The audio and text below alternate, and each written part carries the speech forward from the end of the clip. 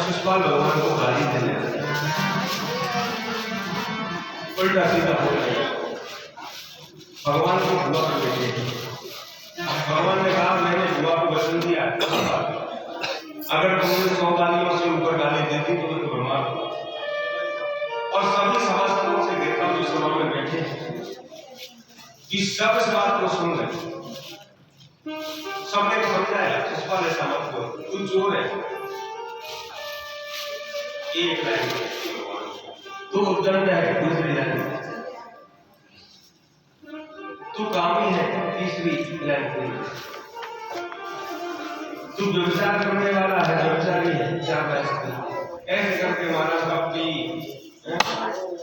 इतना मोह रखता है अंगारे मोह के पीछे। इस प्रकार से अनेक गालियां देने लगा।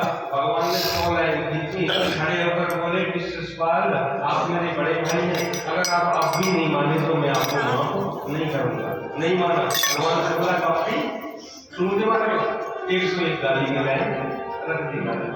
भगवान ने अपनी कनिष्ठा उंगली ऊपर की, सुदर्शन चक्र उंगली में आए और सुदर्शन चक्र ऐसे ही घूमने 20 सभा के बीच शिशुपाल की गर्दन को प्रभु ने धड़ से अलग कर दी। बोली बाल कृष्णलाल की।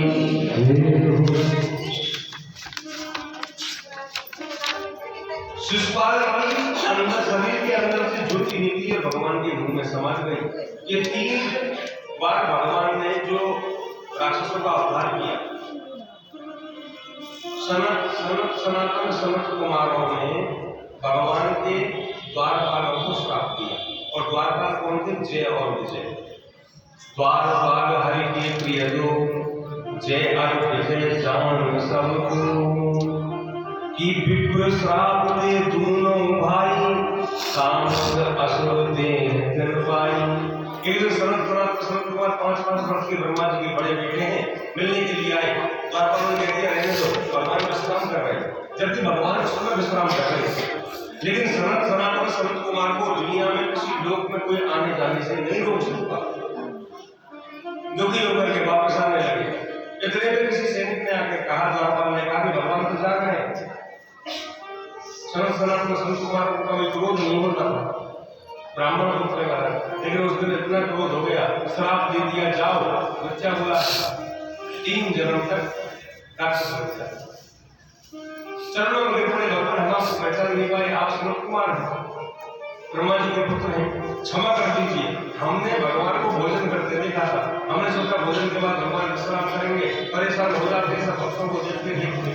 भगवान बाहर आए, कहने लगे द्वारपालों जो उन्होंने वचन दे दिया वो तो होना, जो श्राप दे दिया, लेकिन तुम्हारी भी गलती थी, तुम कम से कम एक जना कोई भीतर आकर मुझसे पूछ ही लेता। ब्राह्मण का श्राप है कि महाराज कैसे भी हमारा उद्धार बताओ कि 3 जन्मों में तुम्हारे स्वामी के हाथों से तुम्हारा उद्धार हो जाएगा। पहले जन्म में हिरण्याक्ष और हिरण्यकश्यप, दूसरे जन्म में रावण और कुंभकर्ण, और तीसरे जन्म में दंत्र वक्त और शिशुपाल के रूप में तीनों देव, तीनों ये द्वारपाल को भी जीतता थे, राक्षस बन गए।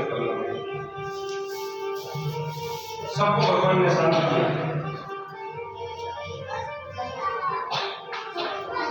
भगवान कहने लगे कि अब यज्ञ को आगे बढ़ाओ। यज्ञ पूरा हुआ, मैदान के महल में पांडव रहने लगे, उसी के आसपास पूरा यज्ञ हुआ। अब उस महल में क्या खासियत थी कि जहां पानी भरा ही बरसते तो वहां तो दिखती थी सूखी जमीन, और जहां सूखी जमीन दिखती थी वहां पानी अब दुर्योधन महाराज दस के लेकर के आया, और जैसे ही वो महल में घुसा तो उसको पानी दिखाई दिया, यानी सूखी जमीन की पानी थी। तो उसने पहले अपने धोती को पकड़ा और धोती की लाल ऊपर कर ली, सूखे पाम रखे, 1-2 कदम उसमें रखे, कहना अरे भगवान यहाँ तो पानी है नहीं, मैं तो धोती पर कभी सब सहाय। कभी कभी ऐसा हो जाता है हमारा जोर से हंसते, कभी कभी उपहास हो जाता है, हाथ से विरोध हो जाता है।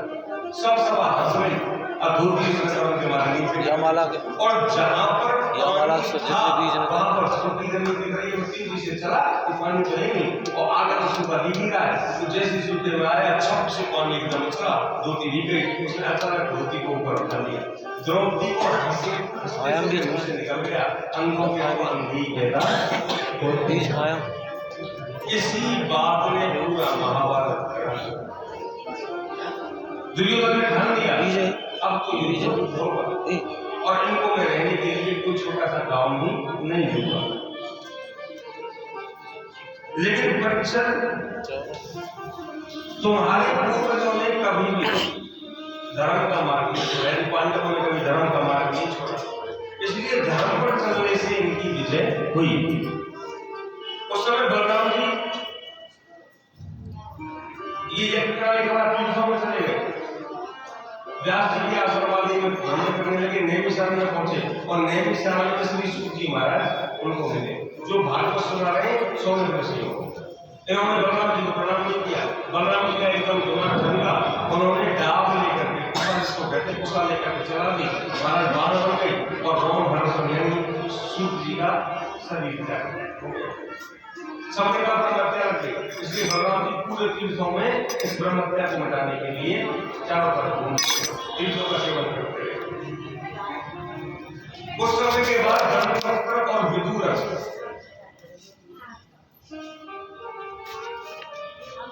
शिशुपाल का भाई है, विदुर इसका मित्र है, बंधु बांधव है। शिशुपाल का बदला लेने के लिए युद्ध करने के लिए आए, इन्होंने माया से वसुदेव जी को बना लिया, नदी वसुदेव जी बना लिए और भगवान कृष्ण को घोषणा करके कि युद्ध में आ जाए, हमने तुम्हारे पिता को पकड़ लिया, इसको बांट लो और महाराज वैसे ही दिखाने के लिए उसका सिर काट दिया। एक बार तो बलराम जी और महाराज कृष्ण भगवान रोने लगे, दौड़ करके उस लाश के पास पहुंचे, देखा तो वहां कोई प्रकार की नहीं, वो सब माया है।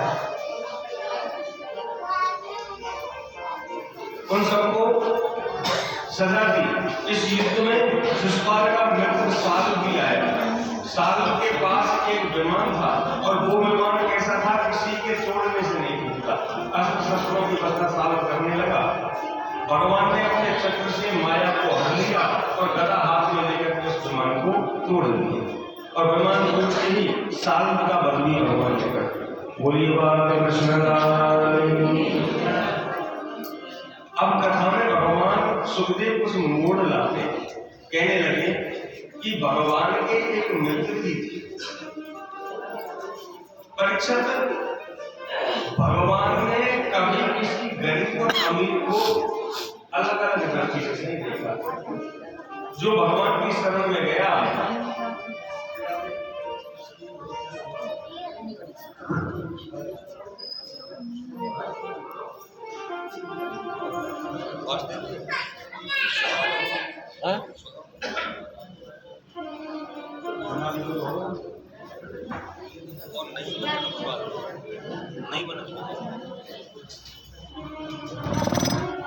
सुखदेव जी कहते हैं राजन कि कृष्ण सखा कश्चिद ब्राह्मणो ब्रह्मविद्वान् की विरक्त इंद्रियार्थेषु प्रशांतात्मा जितेंद्रिय। भगवान के एक बड़े सच्चे भक्त हुए, उज्जैनी में जब शांतिपन गुरु के यहाँ पर भगवान पढ़ने गए, अध्ययन करने गए, तो भगवान के पैर में कांटा लग गया और उस कांटे में बिल्कुल जगह नहीं पकड़ने को पूरा आंदोलन हो गए। भगवान उस कांटे को निकालने की कोशिश कर रहे हैं, लेकिन कोई चिमटी थोड़ी दूर के बाद से पकड़ के खींचे, कांटे का कष्ट हो रहा था। उसी आश्रम के पास एक दूसरा ब्राह्मण बालक आया और कहने लगा गोविंद आपके पैर में कांटा लगा है, ये आप मुझे कैसे जानते हैं? मैं जानता हूँ, आप देश की मस्जिद में बच्चे कि आप कौन है? तो मैं तो एक साधारण सा ब्राह्मण बालक हूँ। कि कहिए क्या चाहते हैं? कि मैं कुछ नहीं चाहता, मैं तो इतना चाहता हूँ आपको कष्ट हो रहा है, मैं आपके इस कांटे को निकाल दूँ। कहने लगे पकड़ में नहीं आ रहा है, कि चिंता न करो। भगवान के पैरों को जैसे सुदामा ने हाथ लगाया, भगवान ने पैर समेट दिए। कैसी बात करते हैं वो? आपने पैरों को हाथ लगाया, आप ब्राह्मण हैं, और ब्राह्मण तुम्हारा संत, ब्राह्मण को संत ब्राह्मण होते हैं। मैं आपको कैसे भी पैर नहीं छूने दूंगा कि देखो एक बात, आप एक बात स्वीकार करेंगे। गोविंद बोले कहो कौन सी बात है कि मेरा मन कहता है आपको मित्र बना। भगवान ने अच्छी बात है, आपका नाम क्या है? मेरा नाम है। हेलो हेलो, भगवान ने कहा आपने हेलो, कहा है तो मैं ठुकरा नहीं तैयार करता, आज से हम तैयार है क्या? अब सुदामा कहने लगे कि आप तैयार है क्या? अब ना तो आप ब्राह्मण रहे, ना मैं क्षत्रिय रहा, ना आप क्षत्रिय रहे, और ना मैं ब्राह्मण रहा, तो जाति नहीं थी। तो फिर आप पैर पकड़ाओ और मैं कांटे को निकालता हूँ। भगवान की एड़ी में जब कांटा नहीं निकला तो सुदामा जी ने दांत से उस कांटे की नोक को पकड़ के खूब मना किया भगवान ने कि अब मत बोलना, अब मेरे मित्र हो, और मित्र की कोई जाति नहीं होती। भगवान ने हाथ जोड़ के प्रार्थना की, आपने अपराध को करा दिया कि मित्र का कोई अपराध नहीं होता है। जो न मित्र दुख होए दुखारी, मित्र के दुख में अगर मित्र दुखी ना हो तो वो मित्र कैसा?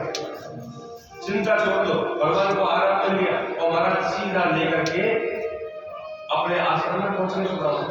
वहां पर माता से मिले, गुरु महाराज से मिले, शांतिवन ने आशीर्वाद दिया, प्रारंभ। तो श्री सुखदेव जी कहते हैं कि भगवान के वो परम मित्र हैं, लेकिन कैसे मित्र हैं कि कृष्ण ब्राह्मणों ब्रह्मविद्रो, वो ब्राह्मणों में अग्रणी है, गणमान्य ब्राह्मणों में उनकी वृत्ति हिंदी होती है। और लोग कहते हैं कि सुदामा दरिद्र था। सुदामा को भागवत में कहीं दरिद्र नहीं बताया गया। क्या लिखा गया है कि विरक्त इंद्रियार्थेषु प्रशांतात्मा जितेंद्रिय, यानी जिनकी आत्मा शांत है, जो इंद्रियों का दमन करने वाले हैं और जो सीधा ब्रह्म को जानने वाले हैं, ऐसे विप्र हैं सुदामा। और जो ब्रह्म का ज्ञान रखता है वो कभी दरिद्र हो ही नहीं सकता। अब मैं कैसे मान लूं कि वो दरिद्र है? सुखदेव स्वामी कहते हैं सुदामा दरिद्र नहीं है, गरीब जरूर है, क्योंकि भगवान के आश्रित थे, कहीं कुछ काम नहीं करते। उनकी धर्मपत्नी है सुशीला, जिनको कहीं कहीं पर वसुंधरा भी कहा जाता है, बड़ी पतिव्रता है। लेकिन महाराज यहाँ सुखदेव जी ने अपनी लिखाई बदल दी। आपको भी अर्थ और मतलब समझ में आ जाएगा। कैसी है सुशीला?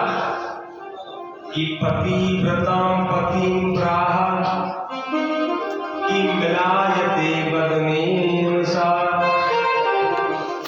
कि दरिद्रा सीत मानसा दीपमाना विरम्मजा। सुखदेव जी को पक्ष से निकल रहे ब्राह्मण होने का जो है वो लिख रहे हैं। वेदव्यास जी ने कोई पक्ष नहीं किया ऋषि का लिखने का। पत्नी के लिए लिख दिया कि पतिव्रतां पतिं प्राहायते बदनेन सा। सुशीला सुंदर है, अच्छा स्वभाव है और मुख्य रूप से पतिव्रता है, लेकिन दरिद्रा शीतमानसा, उनको लिख दिया दरिद्रा पत्नी। क्यों? क्योंकि दरिद्र वो नहीं जो गरीब है, अरे दरिद्र तो वो है जो भगवान के देने के बाद भी ज्यादा चाहे, ज्यादा पाना चाहे, जिसके मन में सीधी भाषा में जिसके मन में लालच बना रहे। इसलिए सुशीला के मन में होता था कि बच्चे हैं, इनका पालन पोषण कैसे होगा, इसलिए भगवान अगर चाहे हमको कुछ धन कहीं से दे दे तो बच्चों का पालन पोषण हो जाए। इसलिए इसी बात के पीछे सुखदेव स्वामी ने दरिद्रा सीत माना लिख दिया। और सुदामा जी के लिए लिखा है प्रशांत आत्मा जीतेंगे, ब्रह्म को जानने वाले। क्यों? कि जब आवे संतोष धन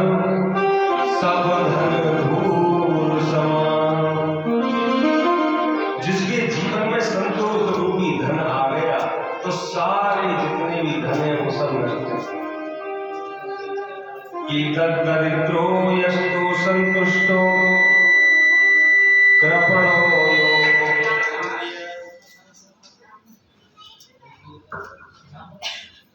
दरिद्रो यस्तु संतुष्टो कृपणो यो जितेन्द्रिय।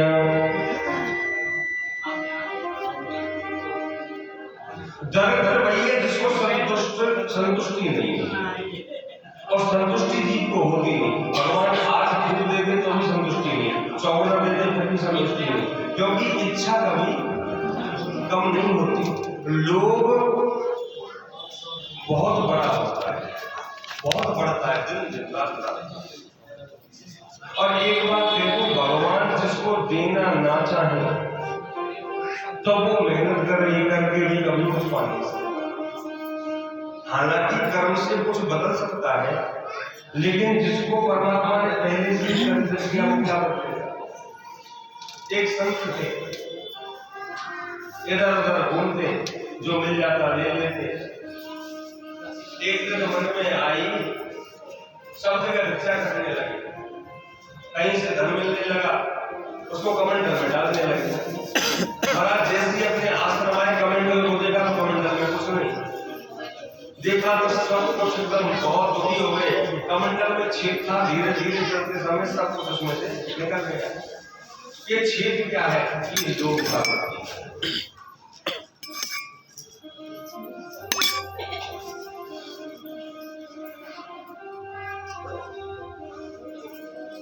तो यहाँ पर सुदामा के मना जीवन जी रहे हैं, त्रिकाल संध्या कर देते हैं, सुबह से दोपहर तक, दोपहर को घर में आ जाते, आधा घंटे के बाद फिर चल देते और फिर अपनी कुटिया जो बगल में थी उसमें भगवान का भजन लेते करते। शाम होने लगती फिर आते और शाम को थोड़ी देर रुक के फिर चल देते, केवल भगवान का भजन। और उन्होंने तो ये कर लिया, परमात्मा तू ही मुझको देगा। एक बात बताएं, आपके सामने भी बात आती है कि भाई पढ़ेगा तो पास होगा, परमात्मा कौन सा एग्जाम करने जाते हैं। बात बिल्कुल सत्य है, क्योंकि ये भी कर्म है और कर्म प्रधान बनाया है। इसी कर्म से हमारा प्रारब्ध यानी भाग्य बनता है। अगर पिछला जन्म में कोई कर्म खराब है उसको हम अब भोग रहे हैं, तो कर्म ही भाग्य बनाता है, कष्ट देता है। लेकिन परमात्मा के प्रति भजन रखना भी, आस्था रखना भी कर्म है। अगर कोई ये कर लेगा ले परमात्मा मैं तो कहीं जाना ही नहीं, तेरे आस्था। सुदामा कर्म करते जितना उनसे हो जाता, लेकिन लोग नहीं चाहते, जो कुछ मिल जाए उसी से अपनी संतुष्टि कर लेते। शीलौंश वृत्ति करते। शीलौंश वृत्ति भागवत में लिखी है। शीलौंश वृत्ति क्या होती है? कि जो अनाज खेतों में रह जाता है उसको चुन करके लाते और उससे अपने परिवार का खर्चा चलाते। 5 गांव में भिक्षा के लिए जाते। सुदामा इतने विद्वान है, अगर किसी राजा को बोल दें कि मेरे यहाँ पे खजाना खुल जाओ तो कोई राजा उनको मना नहीं करता। लेकिन महाराज कभी उन्होंने किसी से कुछ मांगा नहीं, बस पहनने के लिए तो काशनी है, धोती उनको लपेट दिया, एक धोती का टुकड़ा पहन लिया, पैरों में पादुका नहीं पहनते, डंडा रखते हैं साथ में। एक दिन सुशीला ने कहा कि प्रभु मैं आपसे कुछ कहना चाहती हूँ। कि क्या? कीननु ब्रह्मन् भगवत सखा कि साक्षात् श्रियपति कि ब्रह्मणस्य शरणस्य भगवान सात्वरसः।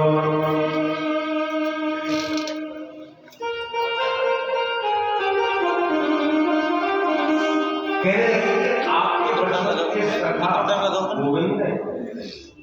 सुदामा जी कहने लगी देवी क्यों याद दिला करके दुख देती हो?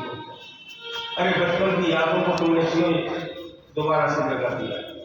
हाँ, मेरे मित्र गोविंद हैं जो द्वारका के राजा हैं। क्या आपको अपने मित्र से मिलने की इच्छा नहीं होती? तब मिलकर आप कहने लगे देवी मिलने तो चला जाओ, लेकिन ऐसा तो नहीं कहीं तुम इसलिए कह रही हैं कि वो द्वारका के राजा हैं और मैं मिलने जाऊं और मेरी हालत देख करके वो मुझको बहुत ज्यादा धन दे दे। अगर ऐसी बात है तो दास्यतम द्रविणम भूरि प्रसीदते कुटुंबिने। अगर ऐसा मन में है तो मैं कभी उनसे मिलने नहीं जाऊंगा देवी, सोच लेना। क्यों? क्योंकि मैं ब्राह्मण हूं मुझे अपने कर्म के अनुसार अपने आप मिल जाएगा, मैं भगवान के दरवाजे पे जाकर भी कुछ नहीं मांगूंगा। जो वास्तव में भगवान का भक्त होता है वो भगवान से धन नहीं, भगवान से भगवान को मांगता है कि परमात्मा तुम मुझे मिलो। एक दक्षिण में संत हुए थे दादू भगत, कभी किसी से कुछ मांगते नहीं।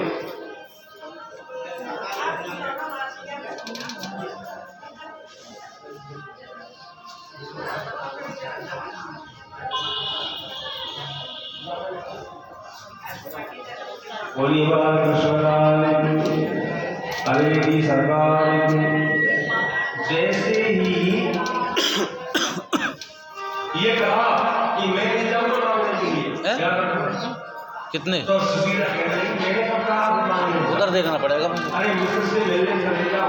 सुदामा ने सोचा धर्मपत्नी ने कहा है उधर देखता हूँ तो मैं थोड़ा चला ही जाऊं। बोलिए बाल कृष्णलाल